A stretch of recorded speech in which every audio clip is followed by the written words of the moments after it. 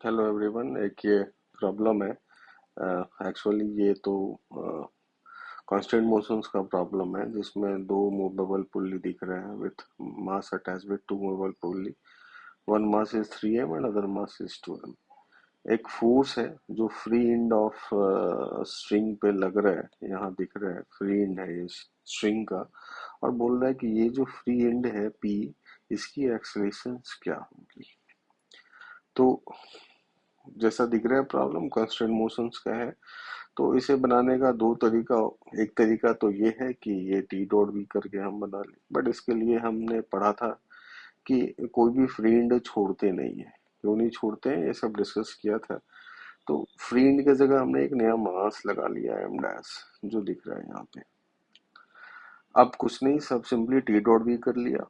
अब यहाँ F F और ये F3F हो जाएगा इस पे।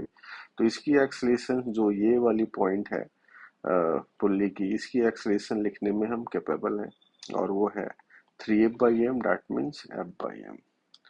और इस 2m मास की एक्सलेशन, इस पे टोटल फोर्स भी F2F लग रहा है, तो इसकी भी acceleration 2F/2m, that means F/m। दोनों की एक्सलेशन लिख दिया। इसकी एक्सलेशन पता नहीं, और सपोज मैं लेफ्ट में मान ले रहा हूँ, अगर प्लस आया तो लेफ्ट और माइनस आया तो लेफ्ट नहीं राइट हो जाएगा। तो इसे मैंने ए नाम दे दिया है। अब यहाँ देखा A1 और A2 दोनों क्या है, सेम है, F/m F/m। तो बस कुछ नहीं, टी डॉट बी का जीरो कर देते हैं, उसी को डिफरेंशिएशन से एक्सलेशन का रिलेशन आ जाता है, तो वही सिंपली रख दिया। 1 2 3 3t मल्टीप्लाई A1, फिर 2t मल्टीप्लाई A2, और यहाँ t मल्टीप्लाई A। तो टी और एफ सेम ही है, तो ये कैंसिल आउट हमने कर दिया। तो यहाँ से 3 and 2 5, चूंकि A1 A2 सेम था, इसलिए 3 and 2 5 times F/m equal to A. और ये आ गया माइनस। माइनस मतलब ये हमारा लेफ्ट नहीं जाएगा, किधर जाएगा, राइट जाएगा।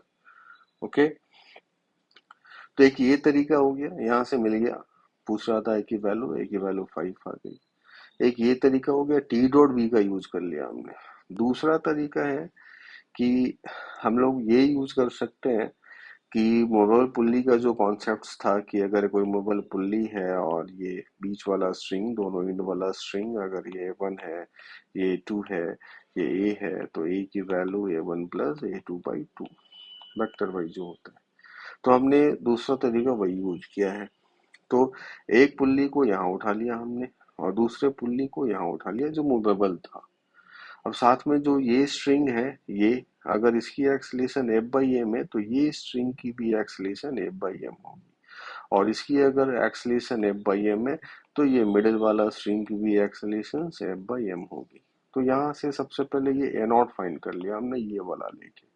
तो ए नॉट की वैल्यू F/m is equal to A naught minus F/m/2। A naught की वैल्यू ये आ गई। अब उसके बाद दूसरा वाला स्ट्रिंग मूवेबल पुल्ली ये उठा लिया।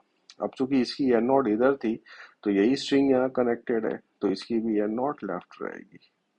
तो अब यहाँ पे लिख दिया फिर F/m is equal to A minus N0/2। तो यहाँ से A की वैल्यू आ गई 5F/m। तो आई थिंक ये दोनों कॉन्सेप्ट्स वाइज ये प्रॉब्लम क्लियर होगा। सो